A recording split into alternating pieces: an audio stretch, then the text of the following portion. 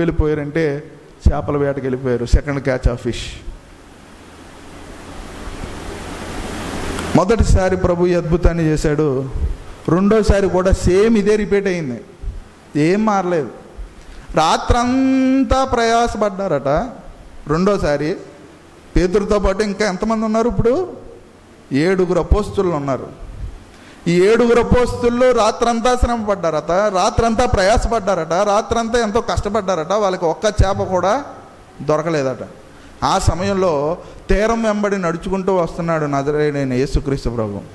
ఆయన ఏమన్నాడంటే, పిల్లలారా మీ దగ్గర ఏమైనా ఉందా తినడానికి అంటే, మా దగ్గర ఏమీ లేదు. అయితే మీ కుడి పక్కన వలయండి. ఆయన కుడి పక్కన వలయండి అని చెప్పగానే పేతురు ఇందులోకి దూకేశాడంటే, సముద్రంలోకి దూకేసి ఆయన దగ్గరికి ఈదుకుంటూ వచ్చేస్తున్నాడు. ఇంకా వాళ్ళు ఏం చేయలేదు, చేపలను పట్టలేదు, వాళ్ళని పైకి లాగలేదు, ఏమీ చేయలేదు. ఇంకా అక్కడ ఏం జరగకుండానే పేతురు ఏం చేశాడు, యేసుక్రీస్తు ప్రభువుని గుర్తుపట్టి ఎలా మాట్లాడుతున్నాడంటే, ఈయన ఖచ్చితంగా యేసుక్రీస్తు ప్రభు ఆయన గుర్తుపట్టి వెంటనే చేపల వేటను ముగించి ఆ సముద్రంలో దూకేసి సముద్ర తీరం వెంబడి ఆ ఈదుకుంటూ ప్రభు పాదాల చెంతకు వచ్చాడు. పేతురు చేపలన్నీ వదిలేసి వచ్చేసరికి ప్రభు ఏం చేస్తున్నాడంటే, ఒక ఫ్రెష్ చేపని ఏం చేస్తున్నాడట, కాలుస్తున్నాడట. మీకు అర్థమైంది? ఒకసారి ఆ మాటలను చదవండి.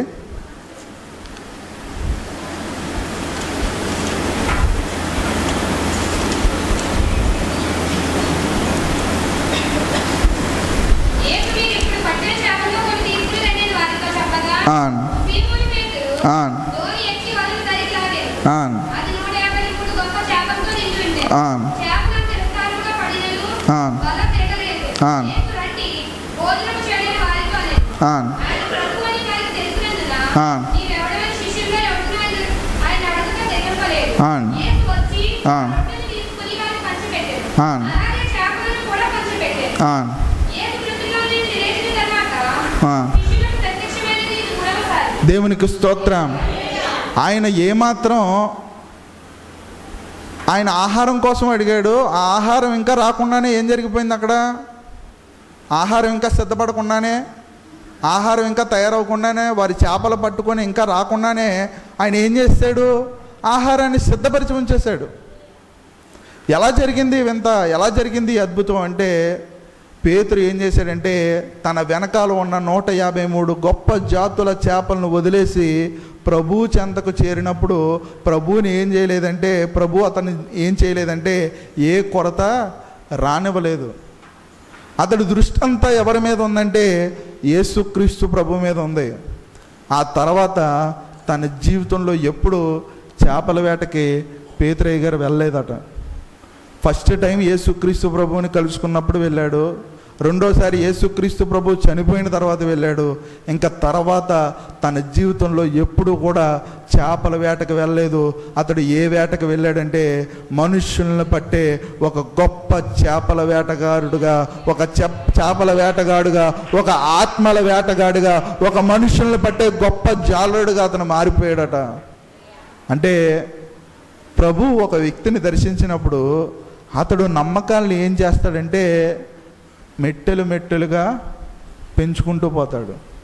ఒకప్పుడు ఏం నమ్మాడంటే, రాత్రికాల సమయంలో ఏం దొరకో, చేపలు దొరకవు. కానీ ఇప్పుడు ఏం నమ్మాడంటే, నా ప్రభు చెప్తే పగలైనా సరే ఏం చేయాలి, చేపలన్నీ, గలిలయ సముద్రంలో ఉన్న చేపలన్నీ వచ్చేసి వల కోసం ఎదురు చూస్తున్నాయట. అమాయకంగా వచ్చేసి, మా ప్రభు నాకు చెప్పాడు మీరు వల వేసేసి మమ్మల్ని ఏం చేయాలి, చేప ఇలా చేతితో పట్టుకుంటే ఏం చేస్తుంది, అది జారిపోద్ది. చేతిలో ఉన్న చేపను కూడా నమ్మలేని పరిస్థితి. సముద్రంలో ఉన్న చేప కూడా అయితే ఇంక చెప్పక్కర్లేదు, అది ఎప్పుడు ఎస్కేప్ అయిపోద్దో. ఇలా వాళ్ళలో పడుతుంది, వాళ్ళలో పడిన వెంటనే దూకి దూకి దూకి మళ్ళీ సముద్రంలో పడిన చేప మళ్ళీ ఎవరికైనా దొరుకుతుంది అంటే అస్సలు తప్పించుకొని పోతుంది అది. అలాంటి చేపలు, అలాంటి జారిపోయే చేపలు, చేతికి దొరకని చేపలు ప్రభు మాటను విని వల కోసం గలిలయ సముద్రంలో పైకి వచ్చేసాయట. పగటి సమయంలో సృష్టిని శాసించే దేవుడు, దేవునికి స్తోత్రం. సృష్టిని ఆధీనంలో ఉంచుకున్న దేవుడు, సకల సృష్టి ఆయన మాటకు లోబడాల్సిందే. పగటి సమయంలో ఇవన్నీ వచ్చేసి పడేసుకుంటాం. ఇప్పుడు పేతురు అయ్యగారు ఏం నమ్ముతున్నారంటే, నా ప్రభు నమ్మకాలను దాటుకొని వస్తే నా నమ్మకాన్ని ఏం చేస్తాడు, పతాక స్థాయికి, శిఖరాగ్ర స్థాయికి తీసుకువెళ్తాడు. రెండోసారి యేసుక్రీస్తు ప్రభువుని దర్శించిన తర్వాత ఇంకెప్పుడు నేను చేపల వేటకు వెళ్ళక్కర్లేదు. ఒకవేళ నాకు ఆహారం దొరకకపోయినా ఏదో ఒక రూపంలో నా ప్రభువు నన్ను పోషిస్తాడు. ఇక నుంచి నేను ఏం చేయాలంటే చేపల వేటకు వెళ్ళాలి. అయితే ఇప్పుడు సముద్రంలో కాదు, నేరుగా నేల మీదే నేనేం చేస్తానంటే విస్తారమైన చేపలు అనే ఆత్మలు ప్రభు కొరకు సంపాదిస్తాను అనే స్థిరమైన విశ్వాసంతో తన నమ్మకాన్ని పెంచుకుంటూ పోయాడు. ఒకప్పుడు తన మీద తనకే నమ్మకం లేదు, ఇప్పుడు తన మీద తనకు నమ్మకం వచ్చింది. తర్వాత ప్రభువు మీద నమ్మకం వచ్చింది.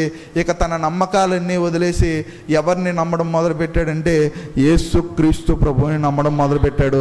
ఇంకా ఏ నమ్మకాలు అతడికి అవసరం లేదు, ఏ సిద్ధాంతాలు అతడికి అవసరం లేదు, ఏ ఆచార వ్యవహారాలు అతడికి అవసరం లేదు. కేవలం ఎవరు మాత్రమే ప్రాధాన్యం అంటే యేసుక్రీస్తు ప్రభువు మాత్రమే ప్రాధాన్యం. దేవునికి స్తోత్రం.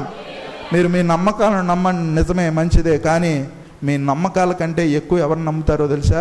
మీ దేవుడిని నమ్మండి. ఎందుకంటే ఆయన అసాధ్యాలను సాధ్యపరిచే దేవుడు. మీ నమ్మకాలను కూడా తారుమారు చేసేసే దేవుడు. ఇది అసాధ్యం. చాలామంది చెప్తారు సాక్ష్యాలు, మా డాక్టర్ గారు నన్ను కలిశారండి, ఇది అసాధ్యం అని చెప్పారు, ఇది మెడికల్ హిస్టరీలోనే జరగదని చెప్పారు, ఏమాత్రం స్వస్థత రాదని చెప్పారు. చాలామంది నా జాతకాలు చూశారు, వీడికి జన్మలో ఉద్యోగం రాదన్నారు, వీడికి జన్మలో పెళ్లి కాదన్నారు, వీడి జన్మలో ఒక స్థిరం రాదన్నాడు, వీడికి జన్మలో ఒక ఇల్లు కట్టలేడన్నారు, ఈ జన్మలో వీడికి బాగు రాదన్నారు. ఇలా చాలామంది చాలా చెప్పారు. చాలా నమ్మాను. భూత వైద్యుల దగ్గరికి వెళ్ళాను, జాతకాలు చెప్పే వాళ్ళ దగ్గరికి వెళ్ళాను, కొయ్యోళ్ళ దగ్గరికి వెళ్ళాను, సోది చెప్పే వాళ్ళ దగ్గరికి వెళ్ళాను, అందరి దగ్గరికి వెళ్ళి అన్నీ నమ్మాను. అవి ఏమీ నన్ను మార్చలేదు. చివరిగా ప్రభువుని నమ్మాను. ఆ ప్రభువు నన్ను మార్చాడని కొన్ని వందల సాక్ష్యాలు, కొన్ని వేల సాక్ష్యాలు ఈ భూమి నిండా ఉన్నాయి. దేవునికి స్తోత్రం. నువ్వు నీ నమ్మకాలను ఎంత నమ్ముతావో నాకు తెలియదు, కానీ నీ నమ్మకాల కంటే ప్రభువుని ఎక్కువ నమ్ము. నీ నమ్మకాలను నమ్మే పని లేదు. దేవునికి స్తోత్రం. అమావాస్య రోజు పడుకోకూడదు, అదేదో గ్రహణం జరిగేటప్పుడు బయటికి రాకూడదు, నిండు చూడాలి, ఏమి తినకూడదు, తాగకూడదు, ఉపవాసం ఉండాలి, ఏదో గడపలు దాటాలు, చనిపోయిన ఇంటికి వెళ్ళకపోవడాలు, మంగళవారాలు, శుక్రవారాలు, సోమవారాలు, శనివారాలు, ఆదివారాలు, ఇంకా ఒకటేటి నీ నమ్మకాల గురించి అయితే నేను ఇంకా ఆ పెద్ద లిస్టే ఉంటుంది. అది ప్రభువుకు నమ్మిన వారికి ఏ శిక్షా విధియు లేదు. ప్రభువుని నమ్మువారికి, ఎవరు అమ్మువారికా? ప్రభువుని అమ్మేస్తున్నారు ఇప్పుడు. ప్రభువుని అమ్మువారికి కాదు, ప్రభువుని నమ్మిన వారికి ఏ శిక్ష అంటే, ఆ నమ్మకాలు నమ్మి ప్రభువుని నమ్మితే శిక్ష వచ్చేస్తుంది. ఆ నమ్మకాలన్నీ పక్కనెట్టి ప్రభువుని నమ్ము, ఏ శిక్షా విధి నీకు ఉండదు. దేవునికి స్తోత్రం. నిన్ను పీడించే చిల్లంగి శక్తులైనా, పొలిమేర శక్తులైనా, దయ్యం శక్తులైనా, పీడిత శక్తులైనా, ఏ శక్తులైనా సరే అది నీకు ఏ హాని చేయదు. నువ్వు ఎవరు నమ్ముతున్నావు అంటే నజరేయుడైన యేసుక్రీస్తు ప్రభువుని నమ్ముతున్నావు. ఆయన నీ కొరకే నడిచి వస్తున్నాడు. ఆయన నీ కొరకే చరిత్రను మార్చడానికి నడిచి వస్తున్నాడు. ఆయన నీ కొరకే నీ జీవితాన్ని మార్చడానికి నడిచి వస్తున్నాడు. ఆయన నీ కొరకే వ్యక్తిత్వాలను మార్చడానికి నడిచి వస్తున్నాడు. ఆయన నీ కొరకే సిద్ధాంతాలను మార్చుకోవడానికి నడిచి వస్తున్నాడు. ఆయన నీ కొరకే నడిచి వస్తున్నాడు. నీ దగ్గరికి నడిచి వస్తున్నాడు. నీ జీవితాన్ని మార్చడానికి నడిచి వస్తున్నాడు. కాబట్టి ఆయన నడిచి వచ్చే తరుణంలో, ఈ మధ్యాహ్న కాల సమయంలో ఆయన్ని ప్రగాఢంగా నమ్మగలిగితే సకలమైన ఆశీర్వాదాలు నీ కొరకే, సకలమైన ఆశీర్వాదాలు నీ వెంటే. దేవునికి స్తోత్రం. వారి శత్రువులు ఎదుటే ప్రభు వారికి ఏం చేశాడంటే భోజనాన్ని సిద్ధపరిచాడు. ఇదంతా ఎప్పుడు జరిగిందో తెలుసా? నమ్మకాలను దాటి వచ్చినప్పుడు. మనం ఈరోజు మన నమ్మకాలను దాటుకొని ప్రభువుని నమ్ముదాం. దేవుడు మిమ్మల్ని అందరినీ దీవించి ఆశీర్వదించును గాక.